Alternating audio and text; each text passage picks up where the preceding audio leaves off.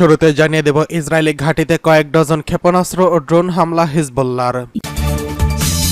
জানিয়ে দেব ইউক্রেনে মার্কিন ভূমিকা নিয়ে নতুন বিশ্বযুদ্ধের শঙ্কা উত্তর কোরিয়ার। এছাড়া রয়েছে লেবানন সীমান্তে ইসরায়েলি সেনা সমাবেশ শুরু। জানিয়ে দেব আফগানিস্তানের ভূখণ্ডে হামলা চালাতে পাকিস্তান বিন্দুমাত্র দ্বিধা করবে না, হুঁশিয়ারি পাকিস্তানের। সর্বশেষ জানিয়ে দেব এমপি আনার হত্যা এই নিয়ে যা বললেন মমতা ব্যানার্জি।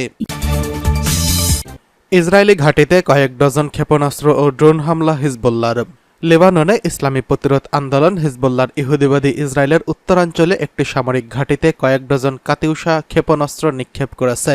হিজবুল্লাহ জানিয়েছে শত্রুর আক্রমণের জবাবে তাদের যোদ্ধারা নাবাতিয়ে শহর এবং সোহামের গ্রামে লক্ষ্য করে ইসরায়েলের উত্তরাঞ্চলীয় শহর কমান্ডার প্রধান বিমান ও ক্ষেপণাস্ত্র প্রতিরক্ষা ঘাঁটিতে কয়েক ডজন কাতিউসা রকেট নিক্ষেপ করেছে। ইহুদিবাদী গণমাধ্যমের খবরে বলা হয়েছে হিজবুল্লাহর রকেটের আঘাতে সাফাদের কাছে ইসরায়েলি সেনাদের আইন যেই টিম ঘাঁটিতে আগুন ধরে যায়। ইসরায়েলি বাহিনীর বিরাইর ব্যারাকের চারপাশে ব্যাপক মাত্রায় আগুন ধরে যায়। একই দিন ভূমধ্যসাগরের উপকূলে ইসরায়েলি আল নাকুরা নৌঘাঁটিতে বেশ কয়েকটি আত্মঘাতী ড্রোনের সাহায্যে হামলা চালিয়েছে হিজবুল্লাহ। এ সময় বেশ কয়েকজন ইসরায়েলি কর্মকর্তা ও সেনা আহত হয়েছেন। এদিকে ইসরায়েলি সামরিক বাহিনী এক বিবৃতিতে বলেছে আনুমানিক ৩৫টি রকেট লেবানন থেকে ইসরায়েলে ঢুকে পড়েছে। এয়ার ডিফেন্স সিস্টেম সফলভাবে রকেটকে আটকে দিয়েছে। কোনো হতাহতের খবর পাওয়া যায়নি। অন্যদিকে শুক্রবার সকাল ৯:৩০টায় বিরকাত রিশা এলাকায় ইসরায়েলের গুপ্তচরবৃত্তির সরঞ্জামগুলোকে লক্ষ্যবস্তু করে সরাসরি আঘাত হানে হিজবুল্লাহ। গত ৭ই অক্টোবর থেকে গাজায় নিয়মিত ইসরায়েলি নৃশংসতা অভিযান শুরু হওয়ার পর থেকেই লেবানন সীমান্তে ইসরায়েলের নিয়মিত গোলা বিনিময় চলছে। Hezbollah senior commander Sami Taleb আবদুল্লাহকে ইসরায়েলি বাহিনী হত্যা করার পর থেকে গুলি বিনিময় তীব্রতর হয়েছে। এদিকে ইউক্রেনে মার্কিন ভূমিকা নিয়ে নতুন বিশ্বযুদ্ধের শঙ্কা উত্তর কোরিয়ার। ইউক্রেনে মার্কিন ভূমিকার কারণে নতুন বিশ্বযুদ্ধের শঙ্কা জানিয়েছে উত্তর কোরিয়া।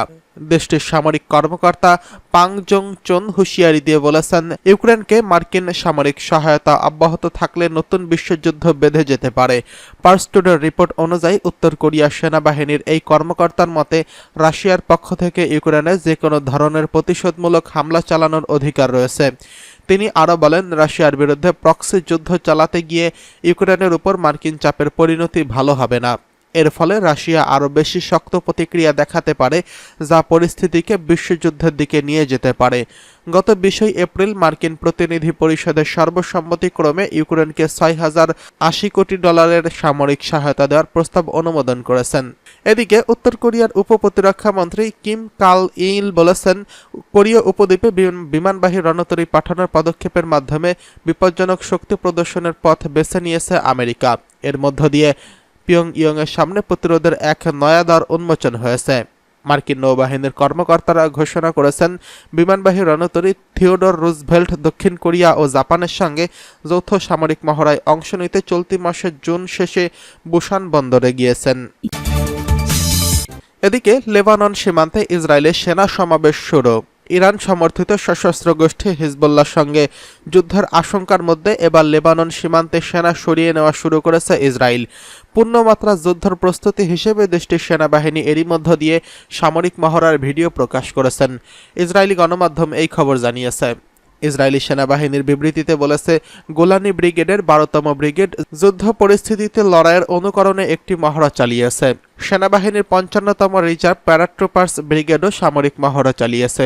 সেখানে যুদ্ধের পরিস্থিতি অন্তর্ভুক্ত ছিল, যার মধ্যে ছিল জটিল ভূখণ্ডে চলাচল ও পার্বত্য পথে অগ্রসর হওয়া।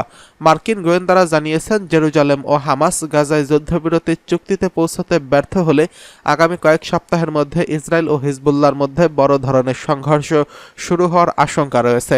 এদিকে গাজায় বোমা অব্যাহত রেখেছে ইসরায়েলি বাহিনী। দক্ষিণাঞ্চলীয় রাফা শহরের কাছে আল মাওয়াসিতে বাস্তুচ্যুত লাখো ফিলিস্তিনি আশ্রয় নিয়েছেন। আফগানিস্তানের ভূখণ্ডে হামলা চালাতে পাকিস্তান বিন্দুমাত্র দ্বিধা করবে না, হুঁশিয়ারি পাকিস্তানের। দীর্ঘদিন ধরেই পাকিস্তান ও আফগানিস্তানের মধ্যে টানপোড়েন চলছে। এরই মধ্যে আফগানিস্তানে হামলা চালানোর হুমকি দিল পাকিস্তান। দেশটির প্রতিরক্ষা মন্ত্রী খাজা আসিফ সতর্ক করে বলেছেন আফগানিস্তানের ভূখণ্ডে হামলা চালাতে পাকিস্তান বিন্দুমাত্র দ্বিধা করবে না। এক সাক্ষাৎকারে এই সতর্ক বার্তা দেন তিনি। জঙ্গি হামলা ঠেকাতে পাকিস্তানে আন্তঃসীমান্ত আক্রমণের কথা বিবেচনা করবে কিনা জানতে চাইলে আসিফ বলেন, যদি প্রয়োজন দেখা দেয় তবে পাকিস্তানের সার্বভৌমত্বের চেয়ে গুরুত্বপূর্ণ কিছুই নেই। সম্ভাব্য আন্তঃসীমান্ত হামলার পক্ষে সাফাই গিয়ে তিনি বলেন, পাকিস্তানকে অবশ্যই তার নিজের স্বার্থকে অগ্রাধিকার দিতে হবে। এটিকে আন্তর্জাতিক নিয়মের লঙ্ঘন যে সন্ত্রাসবাদ রফতানির জন্য আফগান মাটি ব্যবহার করা হয় এবং অপরাধীদের সেখানে জনগণ সুরক্ষা দেয় ও নিরাপদে আশ্রয় দেয়। বৃহস্পতিবার সাক্ষাৎকারে তেহরিক-ই-তালেবান পাকিস্তানের সঙ্গে সংলাপের কথা সম্ভাবনা বলেও নাকচ করে দেন আসিফ। 2007 সালে প্রতিষ্ঠিত টিটিপি পাকিস্তান তালেবান নামেও পরিচিত। আফগানিস্তানের শাসক গোষ্ঠী তালেবানের সঙ্গে তাদের সখ্য রয়েছে। পাকিস্তানের সীমান্তবর্তী এলাকায় হামলার জন্য এই গোষ্ঠীটি দায়ী বলে অভিযোগ ইসলামাবাদের। এই নিয়ে দীর্ঘদিন ধরে পাকিস্তান ও আফগানিস্তানের মধ্যে টানপোড়েন চলছে। ইসলামাবাদের অভিযোগ, পাকিস্তানকে নিশানা করে এমন জঙ্গি গোষ্ঠী দমনে যথেষ্ট কাজ করছে না কাবুল। এমনকি সশস্ত্র গোষ্ঠীগুলো আফগানিস্তানের মাটি ব্যবহার করে বারবার পাকিস্তানে হামলা করছে। যদিও পাকিস্তানের এই অভিযোগ অস্বীকার করে আসছে আফগানিস্তান। উত্তেজনার মধ্যেই চলতি বছরের মার্চ মাসে খাইবার পাখতুনখোয়া প্রদেশের উত্তর ওয়াজিরিস্তান জেলায় 7 সেনা নিহত হলে প্রতিশোধ নিতে আফগান ভূখণ্ডের ভেতরে হামলা চালিয়েছিল পাকিস্তান। যদিও আফগান স্বরাষ্ট্র মন্ত্রণালয় পরে দাবি করে পাকিস্তানের সাধারণ আফগানিদের ঘরবাড়ি নিশানা করে হামলা করেছে। এদিকে এমপি আনার হত্যা নিয়ে যা বললেন মমতা ব্যানার্জি। পশ্চিমবঙ্গের হকার সমস্যা নিরসনে রাজ্যের সচিবালয় নবান্নে মুখ্যমন্ত্রী মমতা ব্যানার্জির ডাকা বৈঠকে ঝিনাইদহ 4 আসনে এমপি আনোয়ারুল আজিম আনার হত্যা প্রসঙ্গ উঠে আসে। তার অভিমত, বাইরের লোক অর্থ দিয়ে কলকাতা সহ রাজ্যের যত্রতত্র বসে যাওয়ার কারণে একদিকে যেমন গাড়ি চলাচল করতে পারছে না, দুর্ঘটনা ঘটছে, শহরের গতি কমেছে, সেই সাথে রাজ্যের আইডেন্টিটিও নষ্ট হচ্ছে। ফলে কে জেনুইন লোক সেটা ধরা যাচ্ছে না। তার ফলে রাজ্যের সেফটি ও সিকিউরিটি ব্যাহত হওয়ার আশঙ্কা রয়েছে।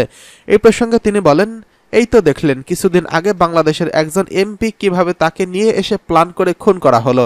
তার স্পষ্ট বক্তব্য, রাজ্যের সেফটি অ্যান্ড সিকিউরিটি নিশ্চিত করাটাই রাজ্যের প্রশাসনিক প্রধান হিসেবে তার একমাত্র লক্ষ্য, আর সেই লক্ষ্যেই পশ্চিমবঙ্গে যত্রতত্র হকার বসতে দেওয়া হবে না। তার স্পষ্ট বক্তব্য, রাজ্যের সেফটি অ্যান্ড সিকিউরিটি নিশ্চিত করাই রাজ্যের প্রশাসনিক ভবনের প্রধান হিসেবে তার একমাত্র লক্ষ্য, আর সেই লক্ষ্যই পশ্চিমবঙ্গে যত্রতত্র হকার বসতে না দেওয়ার চিন্তা ভাবনা নিয়ে রাজ্য সরকার করছে। বৃহস্পতিবার রাজ্য সরকারের সচিবালয়ে নবান্নে হকার সমস্যা সমাধানে বৈঠকে বসেন মুখ্যমন্ত্রী। উপস্থিত ছিলেন কলকাতার মেয়র ফিরহাদ হাকিম সহ রাজ্যের একাধিক মন্ত্রী, কলকাতার পুলিশ কমিশনার, প্রতিটি জেলার প্রশাসক এবং পুলিশ সুপার, নিউ মার্কেট সহ কলকাতার বিভিন্ন হকার্স অ্যাসোসিয়েশন এবং বাজার কমিটির কর্মকর্তারা। এ সময় তিনি বলেন, লাখ লাখ লোক আসে চিড়িয়াখানায়, আমাকে তো সেফটি অ্যান্ড সিকিউরিটিটা দেখতে হবে। সবাই যে আসল লোক সেটা আপনি কি করে জানলেন? এই তো দেখলেন কিছুদিন আগে বাংলাদেশি একজন এমপি কিভাবে তাকে নিয়ে এসে প্ল্যান করে খুন করলো, খড়গপুরে গুলি চালিয়ে দিয়ে চলে গেল। এক্ষেত্রে আমিও পুলিশের পরিবর্তন করতে পারছি না, কারণ বছরের প্রতিদিনই প্রায় নির্বাচন, সিস্টেমটাকেই ব্রেক করে দিচ্ছে।